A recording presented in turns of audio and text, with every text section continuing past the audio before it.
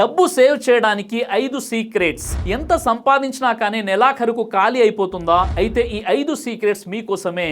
మొదటిగా, ముందు సేవ్ తర్వాత ఖర్చు. జీతం రాగానే కనీసం 20% సేవింగ్స్ అకౌంట్లో పెట్టండి. మిగిలిన డబ్బుతోనే ఖర్చులు ప్లాన్ చేసుకోండి. ఇక 2, అవసరం లేని ఖర్చులు కట్ చేయండి. ఆకస్మికంగా చేసే షాపింగ్, తరచు బయట తినడం, ఇవి మంత్లీ బడ్జెట్ తినేస్తాయి. ఇక 3, ప్రతి ఖర్చు రాయండి. మీరు ఎక్కడెక్కువ ఖర్చు చేస్తున్నారో రికార్డ్ చేసి తగ్గించడం అనేది సులభమైపోతుంది.